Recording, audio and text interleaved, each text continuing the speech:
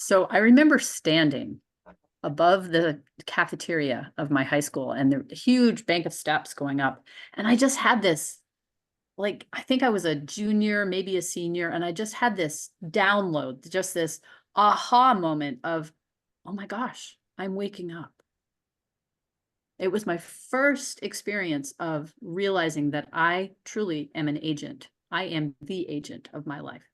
And then fast forward many, many years, and I was in an Al-Anon meeting, and all of a sudden, I realized that all of the people that I was sitting with, that they were all connected. We were all connected with this divine energy. And it was profound. It was such a beautiful moment for me. And then fast forward a number, actually wasn't that many more years, and the birth of my second child in the basement of a brownstone in Brooklyn, New York, my first home birth. And when Elliot was born, with no interventions at all, just outside the birth pool. Don't ask why I wasn't in the birth pool. I was outside the birth pool. And I said, I have a baby. I have a baby. And here I am holding the baby, trying not to drop the baby from between my legs. And it was that powerful. I did this. I am an agent of my life. And then fast forward another number of years, I'm standing on top of a perfectly good power pole, a perfectly good telephone pole. How did I get there? After doing a ton of self-development, self-healing, self-discovery, I climbed that power pole. And you know, if you climb the power pole, you got to get off there somehow. I'm not going to stay there forever. I could have climbed back down, but I think that would have been even more difficult. Because getting up, you know, this is the part that really, this is such a visceral memory for me. That transition from climbing the power pole to getting, it's such a small area and there's nothing to hold on to. There's nothing to hold on to. How am I going to do this? Other people have done this. You know, you can do it. Your team is cheering you on. How am I? Okay, trust. I got up and I stood on that power pole. And I wasn't going to climb back down. No way. I get to jump off the power pole. Yes, I've got all kinds of wires holding me. And I got to jump off. And it was the scariest thing I have ever done in my life. And I cursed a blue streak up there. I was so proud of myself for getting up there. I was so in my fear and just ready to tear through that fear. And I did it. I jumped off that power pole. I was truly an agent of my life and directing my life where I want it to go. Right. Wow. What a story. And that's the end of our podcast for today. Well, how can we match anything past that? You know, I mean, Welcome, everybody. This is Gina. and this is Don. This is with Focus Healthy Family, and this is podcast number 123. And I'll let you introduce. And we're going to call it Jumping Off the Power Pole because I think that's a great title for this, this podcast. Today we have Helen Gardiner-Parks here with us. I don't even know how to introduce you. I'll let you introduce yourself, but she's a friend that I've known forever and have worked with in many capacities. And we're so glad we have you on the podcast, the first of many future times to have. And she's been a crazy friend of mine for quite a while too. I've enjoyed being friends and associates with her for some time here, and it's great to have you on the podcast. Thank you. Thank you so much. It's really great to be here. I am truly honored. It's been a journey to get to where I am. And my goodness, I was first interested in psychology. So I have a degree in psychology, and then that melded into my passion for the environment. So I became an eco-activist. And then I decided, wow, you know, I really like counseling. And so I got into supporting homeless shelters. And then I was really, just compelled to support the kids in the homeless shelters. And so I went back to school. And so I got a master's in education. And then I homeschooled my kids. And then I got into just my own healing journey. And that's what really this is about, is all of us have a healing journey, a healing story to tell. And mine involved being a vegetarian for about 20 years, if not more, and my body falling apart. It was not the right diet for my body at all. And so I started exploring other options, and I was converted to a whole foods, unprocessed, eat in alignment with the earth, that our cells come from the earth. So why are we eating products that come from a factory? It makes no logical sense. And so that's been my journey. I became a nutritional therapist and have been practicing that craft, that art for years. And as I have evolved, what I realized is that there are so many pillars to anybody's healing journey, and that a big part of mine has been the spiritual component, has been the claiming calm component. I decided I don't like the word stress reduction, because let's not bring the negative into our reality, right? Let's claim what we want. What we want is calm. What we want is acceptance. What we want is surrender to what is. So my commitment now, my life now, is that every morning I start with X number of minutes. Today it was 21 minutes of breath work. And I have a program called Positive Intelligence that I teach. And that is crucial to my maintaining what I call a scaffolding, so that I have the support that I need to do all the things I do and support all the people I support, while also maintaining my sanity, my serenity. So the other piece is truly that I am committed to everyone being able to play. And the way that I live that out in my life every day is that I get on Facebook and I do a cartwheel. Just one. I do a cartwheel every we love day. your cartwheels. See cartwheels everywhere. Everywhere, on top of a mountain, in Europe, on a boat, wherever I am. So yeah, so that's my story. So right now I am involved in a few different things in terms of, career. And one of those is as a breathwork facilitator. So I am here for breathwork, and I am also a positive intelligence coach. So I teach classes around that. And I just love this work, because it is about healing the pieces that don't get addressed by just focusing on the nutrition. And the nutrition is powerful.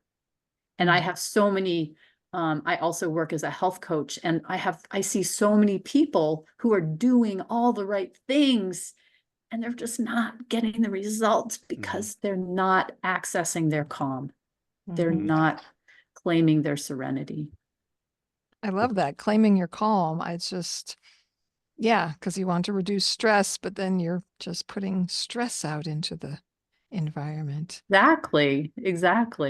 Well, and one of the things that, as I'm with the program I'm in with Dr. Smith is, I always tell people that, they come here, become aware of something going on in their body, and they want that to change. They want to get into a better place, better nutrition, all of that. And what my job then is to help them to realize they also have to become aware here. And that's kind of what you're talking about, finding your calm, is really starting to get this in the right place, because this thing here is running this thing here, Yeah, absolutely. Absolutely. Yeah, if you're telling yourself the wrong messages, it doesn't matter if you're eating as good as you possibly can. Yep. Well, yeah, your Jenny Craig's and all your weight programs are just a roller coaster ride, basically, because they're not addressing the mindset, the thought process that goes along with weight loss. Yeah, exactly. Exactly. And I know for myself as a recovering disordered eating person, that what I was always chasing with my overeating and my binging was there was a hole. There was a hole in my soul. And I was trying to fill it with food. I was trying to fill it. And it won't be filled. It won't be filled. And so that's the spiritual piece. You know, we get to have a connection with a higher power, whether that's a school bus or God on a cloud, whatever it is, there's something greater, something more powerful than we, the little people on this planet, you know? It's called spiritual putty is what it is. Yeah. Fills in that hole. Putty. Oh, Fills in spiritual that- putty. Yeah, I Yeah. need some of that. I've been And doing. put some spiritual paint over the top of it. Yeah. Yeah, I can attest to some of the programs Helen's been involved in. First, the nutritional program I participated with you. It was about learning to eat the whole foods and doing a detox of your body, but also about forgiving yourself if you didn't do it just right. Yeah. And then the positive intelligence program, yeah, that was a game changer for all of us. I know I was part of your first coaching team after you did the training, I think, Helen. And we're still going strong, connecting with each other, because that's, to me, the big component of that, right? You can learn about nutrition, you can learn about whole foods. I knew that stuff all along, and yet having support of other people can make a big difference in that. And Yeah, And absolutely. what was the name of the nutrition? I'm trying to think of it now, but what was let's talk a little bit about Oh, what the restart, Yeah. restart. That's it. Mhm. Yeah. So Yeah, but also I'd like to kind of define for our audience, define the positive intelligence. And if you don't mind, just kind of talk a little bit about absolutely. what that, There's lots of conversations here, Don. Yeah. well, that's true. That's true. We don't have to get too How long lost do in we it. have? You need Yeah. to explain all of this in 50 minutes or less. No, that's why we're going to have you on Well, again. we'll touch upon it, at least, kind of define it, and then we can, like I say, we can tear it apart in other podcasts because yeah, you're right, there is a lot to it. Yeah, yeah. So the positive intelligence program is the brainchild of a guy in California called Shirzad Shamin. And he is, oh my goodness, it's taking mindset work, mixing it with science so that it's got all of these studies behind it. And he's created it with a powerful team such that we have an app. There's an app for that. And that's possibly, to me, one of the most important pieces of it, because we've all done seminars and weekends and read the books that are about mindset and, creating the life that you want and manifesting, or whatever languaging we want to use. To have an app that has daily reminders and little techniques. I'll show you one right now that if you will just pause, and we can do this anytime. I can do this while I'm driving. Just put all your intention, all your focus on 2 fingers and feel very gently the fingertips touching each other. Do that for 10 seconds. Do it under the table at a stressful meeting or family gathering. And it brings us back to who we are. It brings us back to center. It reminds us to focus where we want things to grow. I have an old friend who, well, she's not old, but I have an old friend who would tell me, focus on what you want to have grow. If I'm focusing on the weeds, then I'm going to grow weeds. Focus on the flowers. Let's focus on the flowers. And it's not to be Pollyanna about it. It's not to pretend that things don't happen that disturb my peace. It's to say, okay, something just happened that disturbed my peace. For instance, my mother was just diagnosed with congestive heart failure. Okay, all right, let me have my feelings about it and understand that I'm at choice, how I respond to it rather than how I react to it. So positive intelligence is a massive tool. All of these things are tools that we add to our toolboxes. This one kind of encompasses all the tools. the 7 habits of highly effective people and the 10 ways to influence people so they don't cut you off in traffic, and 5 ways to bounce up and down. And we don't need to remember all those things. We just learn the algorithm for positive intelligence, and we've got it right there. And yeah, what you say, because we actually did 2 podcasts on positive intelligence, kind of discussing way back the different aspects of it. And which, like I have tools, I've learned EFT, I've learned Reiki, I've done all this kinds of stuff. And I did the app that came with that was so great, because it kind of, you go through the program and you have daily listening to, and then once you get through the full program, you can choose which section you can listen to, and it's just short little clips as reminders in the morning. And while I had the app, I would turn it on while I got in the shower just to start my day with that. Because once you get in the habit of these things, because we know these tools, we know these methods to help us, but if we're not in the habit of using it, so I love the app for that, that it made it a no-brainer. Like, okay, it's going to talk to me while I'm in the shower. He's going to say the same thing that he said every day, but it's going to set these ideas in my mind to help me actually practice it. Right, exactly. Because our minds, we are meaning making machines, and we are thinking only all the time, like 60,000 thoughts a day. And a lot of those are not very kind. Think of all the times that we say things to ourselves we would never say to someone we loved, even probably somebody we didn't even know, and we're giving ourselves these messages. So positive intelligence helps us to really calm that down and really build the mental muscles, just like we go to the gym so that, I do my 40 push-ups a day, and I want to do that with my brain too. So that's what positive intelligence is all about, is building that mental fitness. And it's so powerful. I just, for my OT license, that expired June 30th, and I got my renewal on June 30th at 9:30 p.m. But one of the classes I did was on dementia, but it really delved into the science of the cognition and cognitive deficits, and it talked about neuroplasticity. We used to think, if you had a brain injury and you were a kid, well, that your brain could rewire, but once you were an adult, that it couldn't happen. So now they understand that neuroplasticity, that your brain can rewire and retrain. And we've learned this with ERP therapy with OCD. That's what happens with OCD, is your brain develops this pathway of reaffirming this negative thought and this compulsion that you have to do in order for things to be okay. And the more you perform it, the more that neural pathway strengthens. And so just like, with positive intelligence, we want to strengthen the neural pathways that lead to positive things. And so, whether it's our mindset or whether it's, a cognitive deficit, that we can strengthen neural pathways. And if we keep doing stuff over and over again that are not leading to that, we keep saying these negative thoughts to ourselves, we've just strengthened those neural pathways of sort of negativity.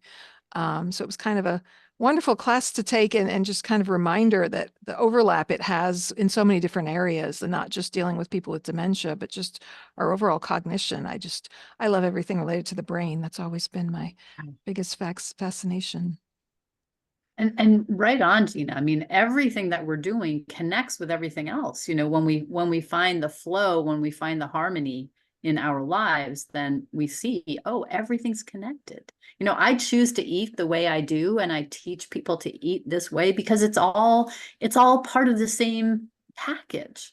It's part of the earth. Let's eat foods that are from the earth and honor the earth in that, right? We're part of this whole circle of life, and there's so many layers, and we don't really have predators, right? So it does not make us the boss of everything.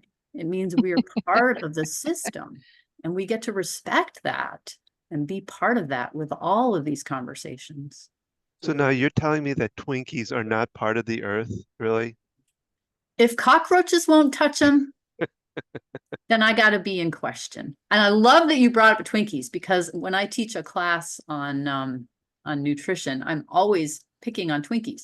Oh, really? I used to really love them, and my mother didn't buy them. That and ding dongs when I was a kid. And my mother didn't buy that stuff either. Yeah. Oh, my mom did. You were so lucky. Well, it was new. Like Don, you grew up in the 60s and Well, yeah. 70s, and it was brand new. And Well, so it's ding like, dongs were new, and they were like oh my, and here they're called King Dons or something like that. I'm like, why did they put my name to it? I didn't invent them, but no, well, and Dr. Smith, the naturopath I work with, he for the longest time, and I don't think he still has it, but he had a hamburger from McDonald's that he had it in a container, but I mean, I think he threw it away finally when we moved into this latest office back but he two kept it years in the ago. styrofoam container, and it And didn't, it nothing. didn't change. There was no mold, no nothing on it. Yeah. And Yeah. it was like, and he used it forever in presentations and stuff, but No, so that's yeah, it's great. I had a student in one of my classes that had the same thing, had a Happy Meal that she had, and she was a PE teacher, and she would bring it out every year to her students at the schools. And she brought it in to the restart class, and I mean, it's terrifying yeah, and yeah. impressive at the same time. Yeah, things that don't break down. What is in there that, like, Yeah. right? We're supposed to break down, right? Just Right, like exactly. from dust to dust. Not to say that, I mean, some processing is really okay. When I have coconut aminos, or when I have a little bit of green dragon sauce, that's processed. But I would call that not ultra processed. It's not super pasteurized milk, and it's not the breads that are made out of cotton fluff, and it's, I'm also really big into meeting people where they're at. Well, yeah, That's what I loved about the Restart program, is it wasn't like, you're going to be penalized if you do it wrong. Our meetings were about empowering each other, and that it's okay that, you didn't follow it today, because that doesn't do you any good if you sit there and beat yourself up. Well, Yeah, that's exactly. that's the point I make out with the patients going through the program with Dr. Smith is, it doesn't help if you're beating yourself up, you're stressing, get overwhelmed because you're not keeping up with the exact things that they want you to do.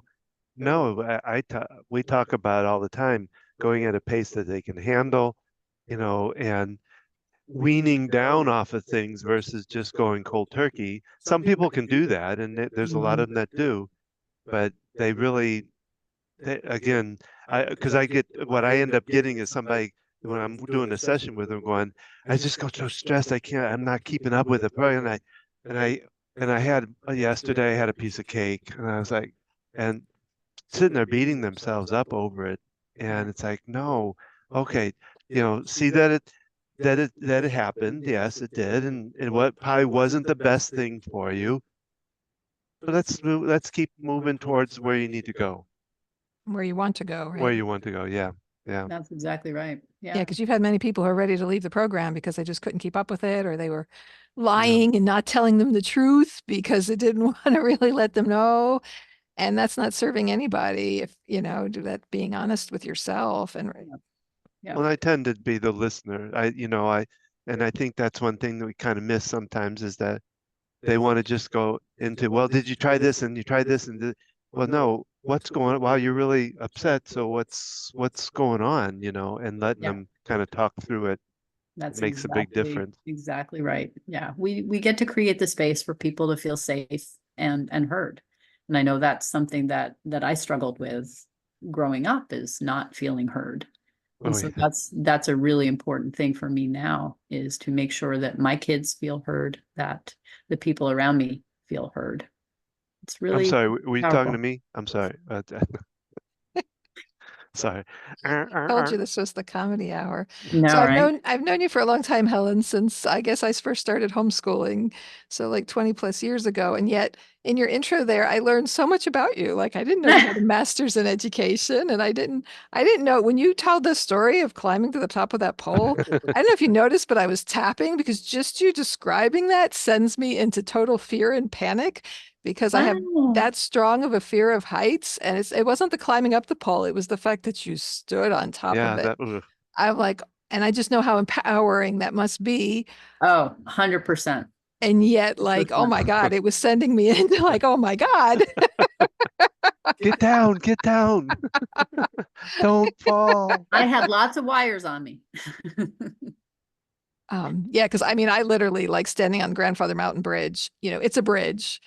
I'm holding the hand of one of my kids, and I just have this intense fear response, just, walking across that, just that openness below me. And yeah, I just have a strong, whatever that is.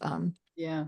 Well, Yeah. did they let you down, or did you jump and then it kind of catches you at a certain point? Or I just kind of Yeah, it's kind of belaying Belaying down. down. Okay. Like Abby did that with Girl Scouts when they climbed.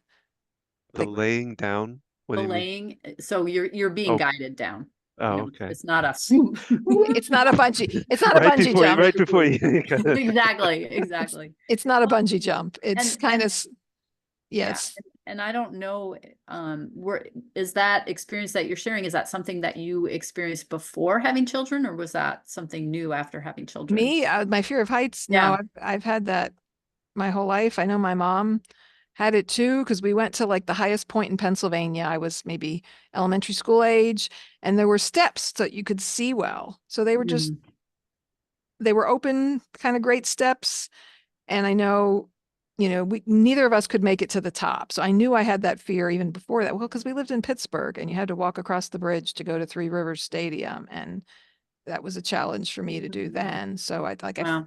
as long as I can remember, I've had it, and I've done a lot to help overcome it. And like when I was a kid, I couldn't climb to the top of that.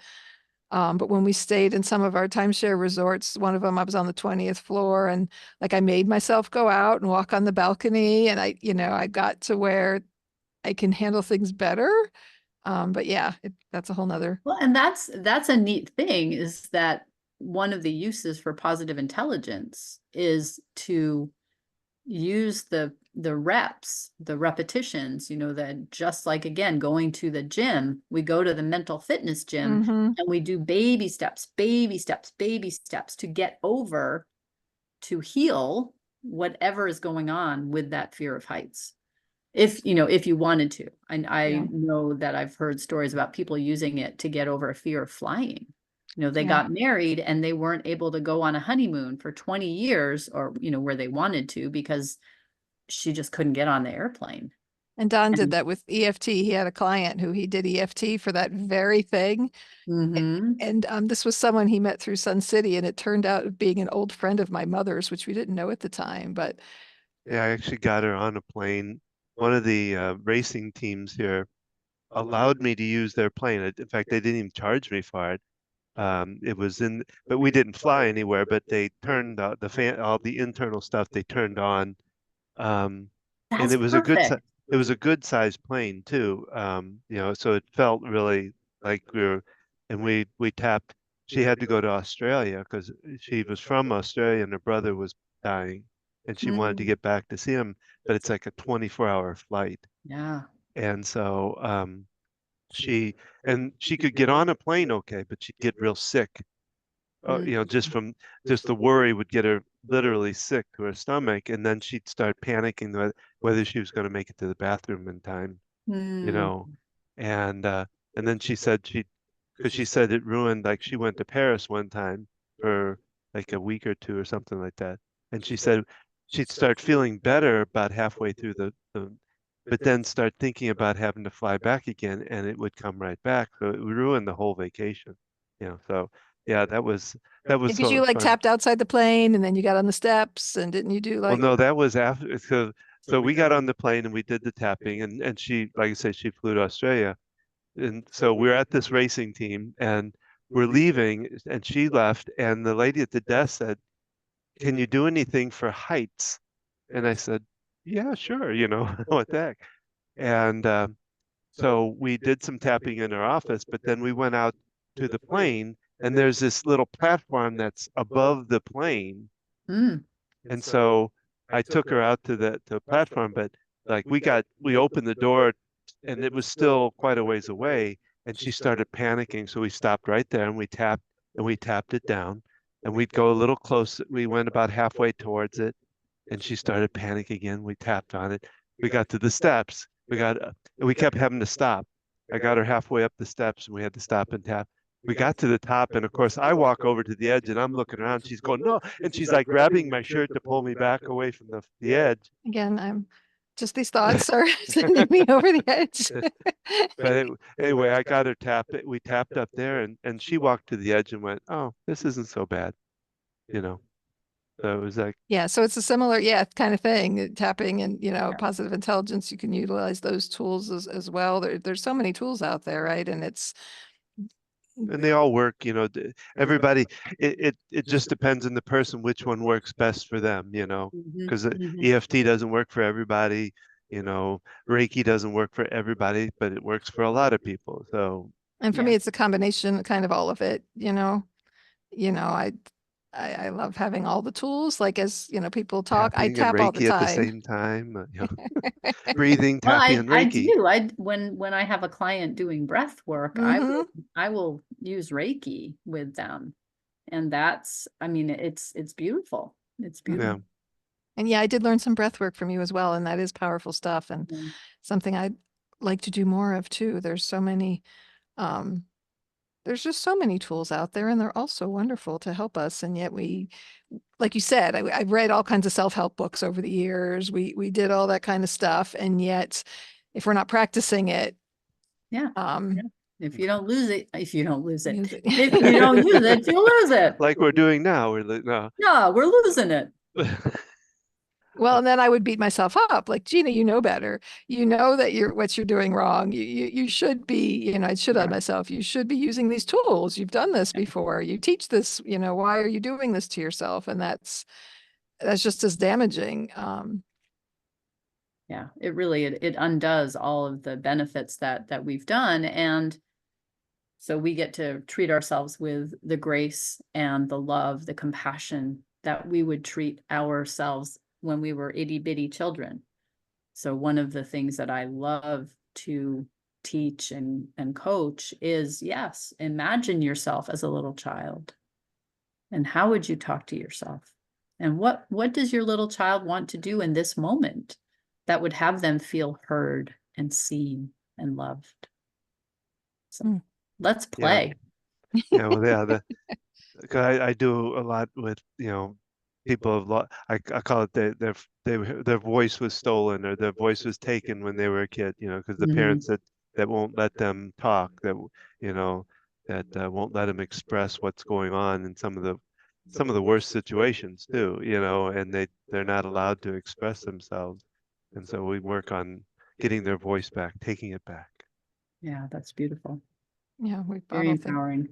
Bottle things up inside, and then that's what I say, if you don't let it out, it's going to turn internal into disease. I like to say that. Yes, absolutely.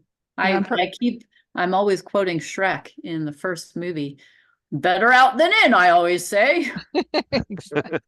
different content, but the context is the because I'm Italian, and we share our feelings, and we let the feelings out. And I told, I teased Don, sort of half teasing, half maybe truth, that there's no heart disease per se in my family. It's like the Italians, they have other issues, but we let out our feelings.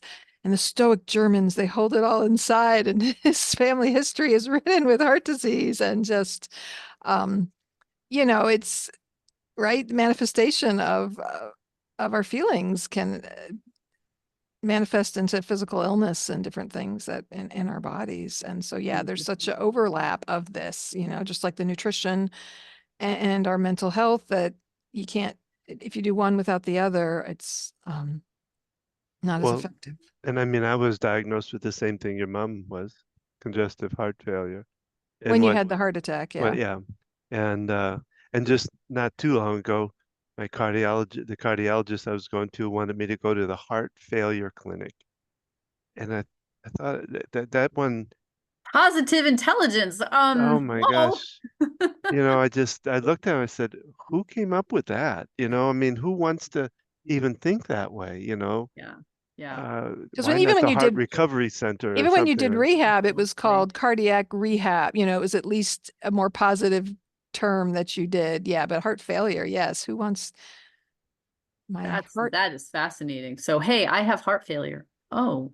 Well, and Do you want to sit down? Well, they wanted to actually give me medicine to slow my heart down, and to give it a rest. And, um, when I talked to Dr. Smith, he said, no, we want to do it the opposite. We want to strengthen that heart, give it, vitality and Yeah. Yeah. because he laughed at the heart failure clinic. He's like, my gosh, how ridiculous is that? To Mhm. name it that. Well, when you were recovering from your heart attack, it was walking a fine line. Without modern medicine, Don would Oh not yeah, be, no, he would not be here today. And yet, he was struggling in the hospital. I mean, he was having issues with his blood pressure being too low, and I was there advocating for him. And then the naturopath met me in the parking lot and delivered me Kangen water and brought supplements got some in. water, got some And drug. and Don really turned around after that because his supplements were to support the body, right? And we got that speech from the doctor.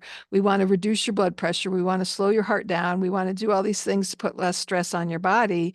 But then you continued your medicine as you prescribed, and then working with him after the fact, of supporting your heart. And it kind of was interesting how, naturopathic doctors are their mindset is around, our bodies have the ability to heal itself and how do we look at from the whole picture. And so he's promoting health, and the traditional medicine is suppressing things, to prevent problems. They're much more of a put a band-aid on it, fix it, than really, I don't know, more preventative in my opinion. So we had to juggle this balancing act of, okay, what parts of the medical world do we need to embrace? What, some medicines you are on, and yet it was quite a juggling act to manage that because your family was all concerned that you were going off your medicines. Well, yeah, And when Dr. Smith he was really good about saying he never dissed any of my medical doctors, cardiology. He said, okay, here's what they're trying to do with this medicine. Here's what they're trying to do with this one. And then he'd say, this is what we could do with supplements with this or this or this if you wanted to do it in more natural, but it was always my choice, yeah, you because know. some of the things, yeah, like lowering your blood pressure, yes, we want to do that. Yet some of the other medicines that were designed to slow your heart down, some of the other heart medicines, we had to decide, okay, do we really want to do that, or do we want to do these other things to build your heart up? So there were things that were in contrast, but there were other things that worked along with it. Yeah, it's kind of being empowered, for your health. It's like after Don was recovering, he'd have all these weird symptoms in his arm. And we went to the ER so many times right after. And, we realized people just don't pay attention that much. So many people go, oh, whatever. He had all these symptoms that they didn't know what to do with. And I'm like, that's because you're so tuned into your body that you are noticing and paying attention to these symptoms that you're having. And like no one explained he was going to have these weird sensations and these weird feelings. And so, of course, anytime he had something, it's like, oh my God, is this another heart attack?